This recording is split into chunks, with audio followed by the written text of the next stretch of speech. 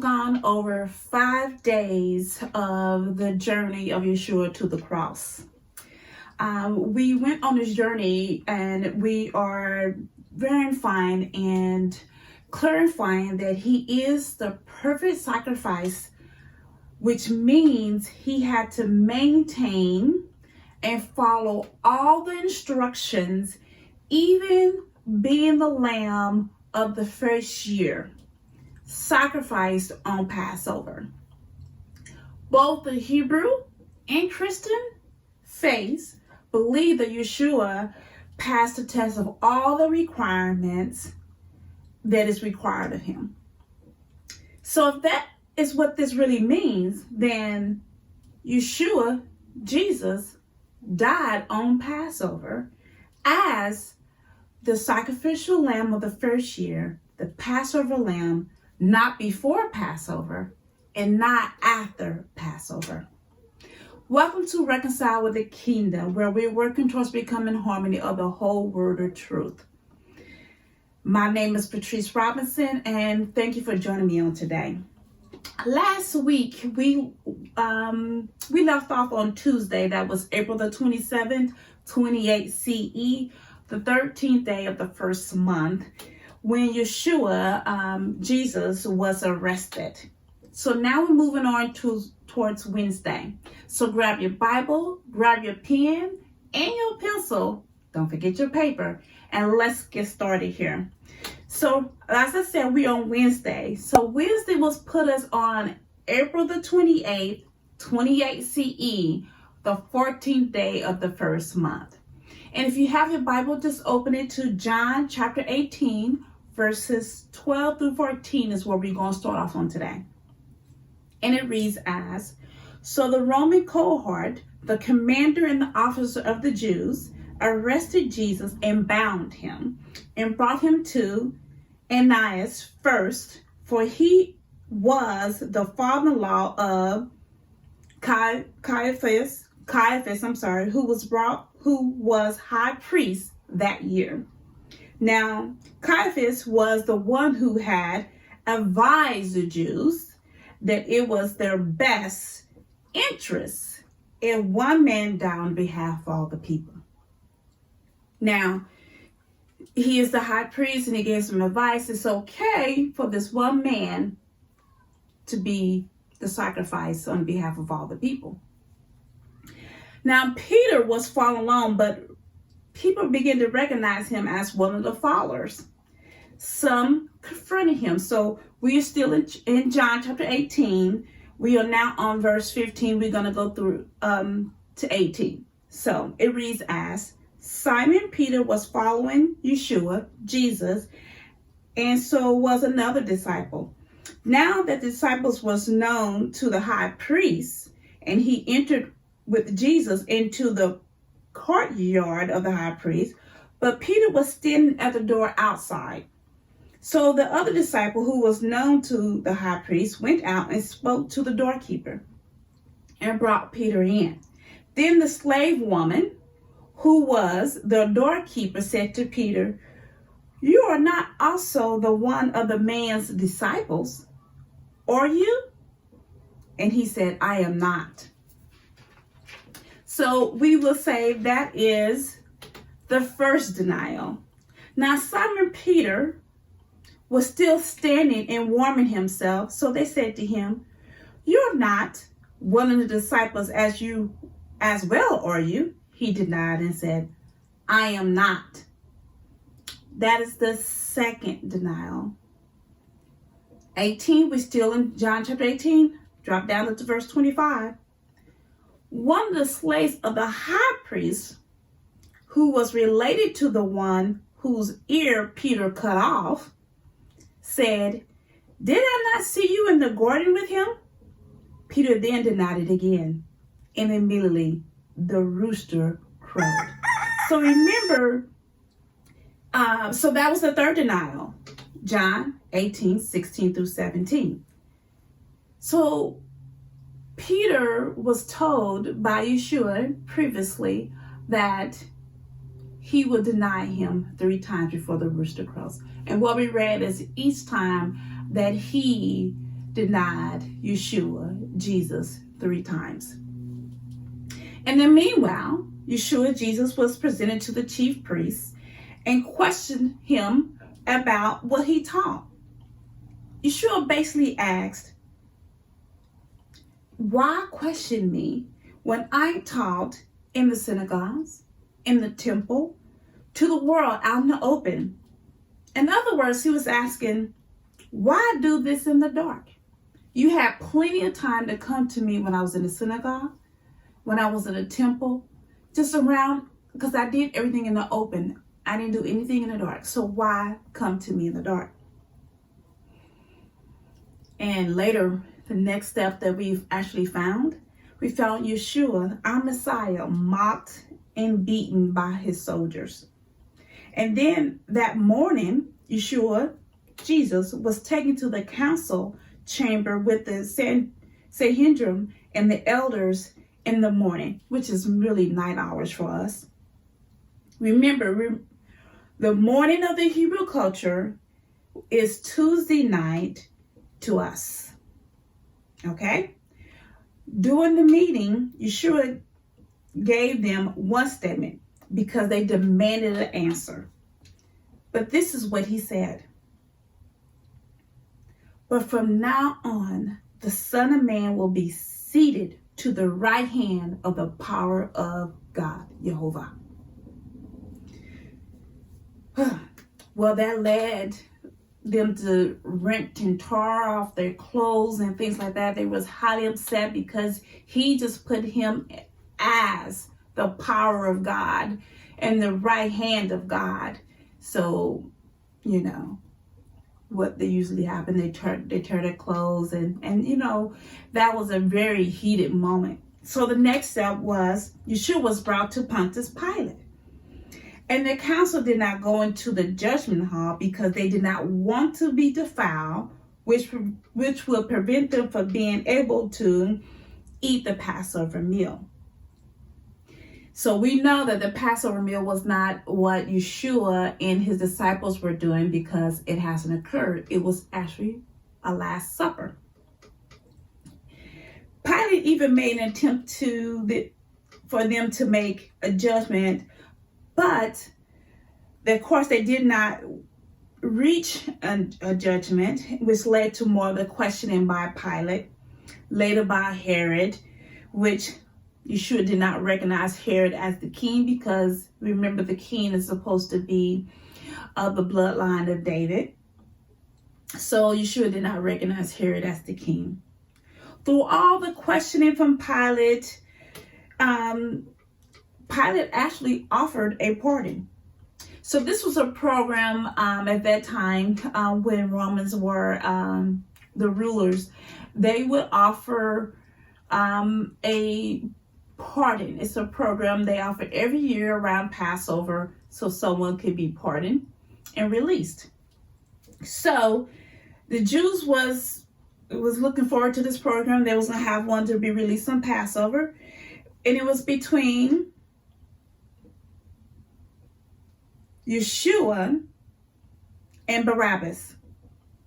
And we all know that the people chose Barabbas to be freed and for Yeshua to be actually to serve his sentence, which would be on the cross, you know.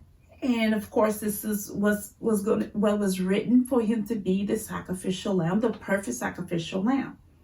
Needless to say, Yeshua was beaten, made fun of, mocked, and again, he was placed on the cross at 9 a.m., the 3rd hour on Wednesday morning.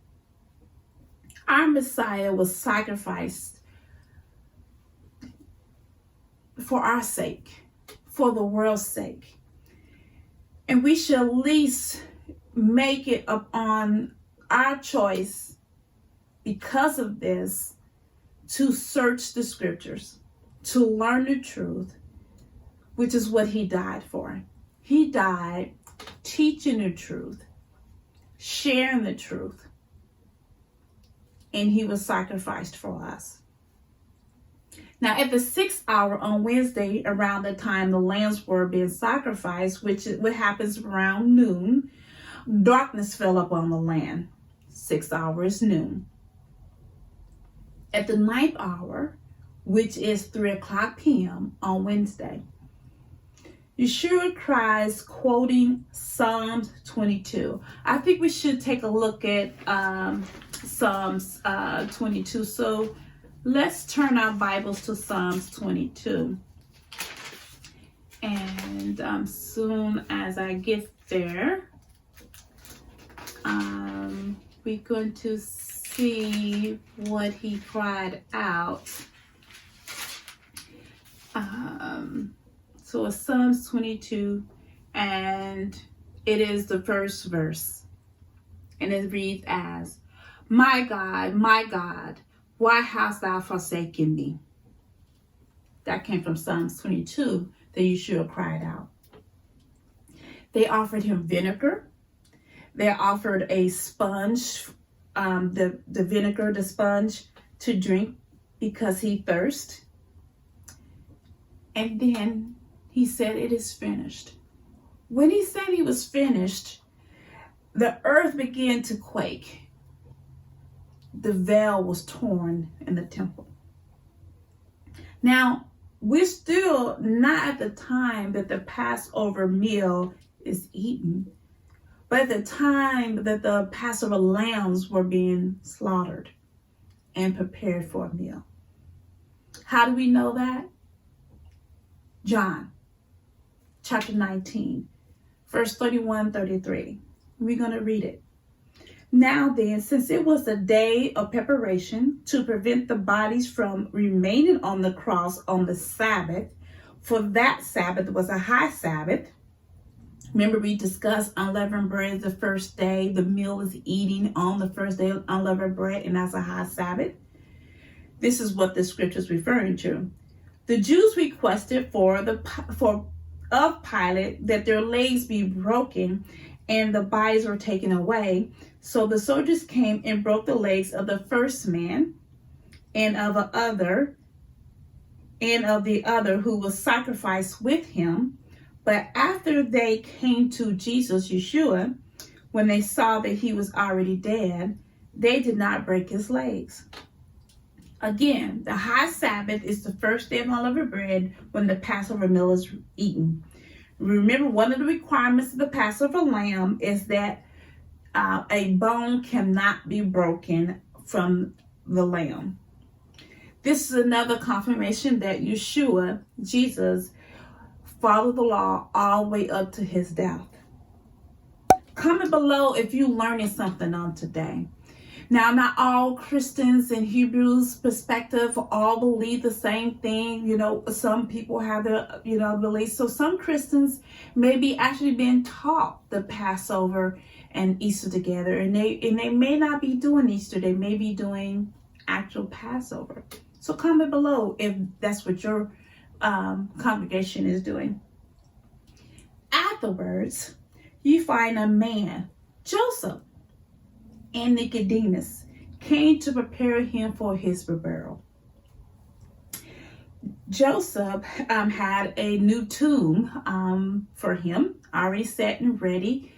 And Nicodemus risked being unclean for Passover because they were preparing the body. So remember, when you prepare a dead body, you are rendered unclean. And there's an actual time for you to become clean again. But Nicodemus and risks missing the first Passover meal because he's going to be rendered unclean. So he took the mixtures of the perfumes. So Joseph and Nicodemus, Joseph provided the tomb. Nicodemus provided the perfumes. And so they went to do the proper burial of of Yeshua. Now, we just went over Wednesday. The Christian's perspective, they did not record anything happening on Wednesday. I'm not sure it's because they didn't understand the importance of the feast of Yehovah. These are not the feasts of the Jews. These feasts were commanded by Yehovah, not by the Jews. And so they didn't know anything from their perspective happened on Wednesday. Now, we are on Thursday. Thursday, April the 29th, 28 CE, which is the 15th of the first month. And so we know the 15th of the first month is the day that the Passover meal is eaten, on the day of Unleavened Bread, and it is a high Sabbath. After the high Sabbath was over, the Pharisees and the chief priests gathered together with Pilate, requesting a guard. Why guard? Because they remember Yeshua saying the sign of Jonah is the only sign that you're going to get. And that he will rise after being in the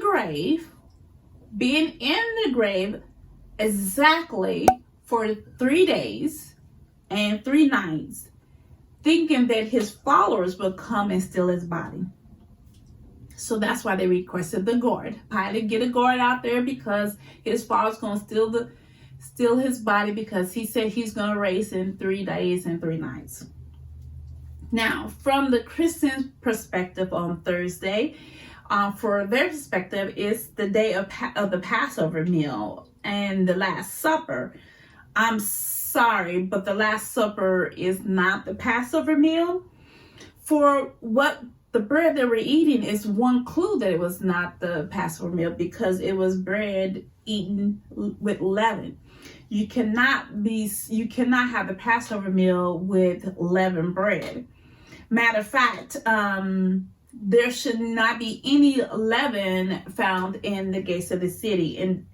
And so Yeshua took on leaven, our sin, upon the cross.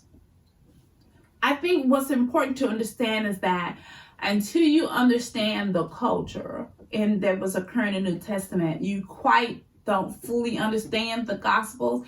And once you put those two together, it'll open your eyes to a lot more. So I'm encouraging everyone to explore the Hebrew roots of the Christian faith. Now, we went over Wednesday and Thursday. Now we on Friday. So what is Friday's date? April the 30th, 28 CE. This is the 16th day of the first month. Now, this here is about the women. So the women was not aware that Nicodemus had purchased their perfumes. They were not aware that Joseph and Nicodemus got together and actually gave him a proper burial. They was not aware of all that. They just seen Joseph take his body, and they did not realize that Nicodemus actually came alongside and provided the perfumes so that he may have a proper burial. So they purchased the perfume and the spices, so they can go to the tomb and give Yeshua a proper burial. So they went out before the weekly Sabbath began to prepare, so they will be ready for that. After they did their purchase, they rested because the weekly Sabbath was coming up, sunset on Friday.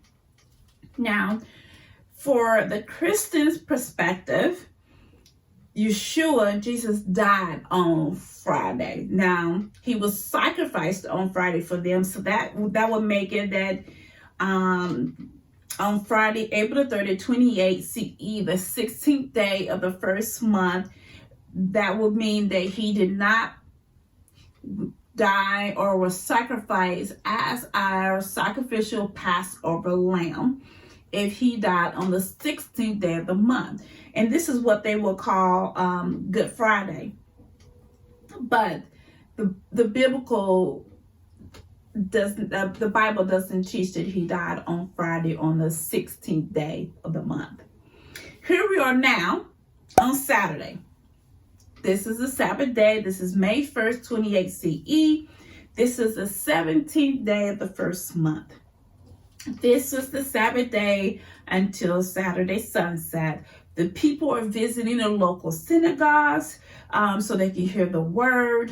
And the people do not visit the grave because that would make themselves unclean. So in the synagogue at this time, they are doing the Torah portions, which means that every synagogue across wherever they located, they are teaching the Torah portions and also the prophets, the Haftarah, together. And so they'll hear the word every Sabbath at the synagogue.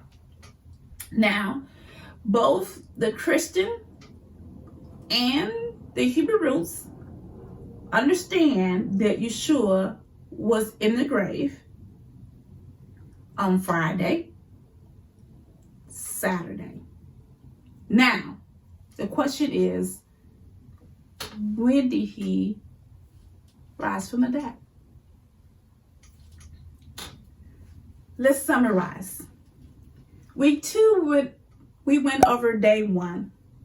Was Friday, April the 23rd, 28 CE, the 9th of the first month, which was the start of the 6th day prior to Passover Meal, and Yeshua rise in Bethany. We went over Saturday, April 24th, 28 CE, the 10th day of the first month, which was the infamous triumph entry of our King, our chosen sacrificial lamb. On day 3 was Sunday, April 25th, 28 CE, the 11th day of the first month, was the written way of the fig tree and the cleansing of the temple because the money changers were using unjust weight and stealing from the people. Week 3, we went over day 4, which was Monday, April the 26th, 28 CE, the 12th day of the first month, which is the last day Yeshua, Jesus, teaches in the temple. He was questioned by the religious leaders and many parables were taught on that day. Day 5 was Tuesday, April the 27th, 28 CE, the 13th day of the first month, which was the day before Passover. We saw the translator made a mistake by saying the first day of the Unleavened Bread. And the word should, as I said, should maybe say getting prepared for the feast of the Unleavened Bread. Today, we covered day 6, was Wednesday, April the 28th, 28 CE, the 14th day of the first month, which is Passover. This is the day that people will slaughter and roast their unblemished 1-year-old lamb, the day Yeshua, Jesus, was placed on the cross and buried to have all completed before the Passover meal was to be eaten. Day 7 was Thursday, April the 29th, 28 CE, the 15th day of the first month, which is the high Sabbath, which starts Wednesday night to Thursday sunset, which it started the Friday for the Hebrew calendar. And the Pharisees went to see Pilate to get a guard to sit outside the tomb of the Messiah. Day 8 was Friday, April the 30th, 28 CE, the 16th day of the first month, which is the day the ladies went to purchase the spices and the perfumes to properly bury Yeshua, Jesus, because they were totally unaware that Nicodemus that he already brought the perfumes and the spices, and they rested on the Sabbath day. And remember who Nicodemus was. Nicodemus was one of the teachers, so he knew how to properly bury someone. Day 9 was Saturday, May 1st, 28 CE, the 17th day of the first month, which is the Sabbath day, a day of rest. There was no work. This is the day that the believers were normally to visit the synagogue to hear the Torah, the prophets, and the writings, the Torah portions. We are going over everything we started with all the way into where we are today. We are following the journey of Yeshua from Bethany all the way to the cross. Now, we will meet next week and we will continue Saturday because we're not done. Saturday has a little something extra in it. So don't forget to like, comment, and share this video. May Yehovah bless you and keep you. May He make His face shine on you and give you His favor. May He lift His face towards you and give you His peace. In the name of Yeshua, amen. Shabbat Shalom.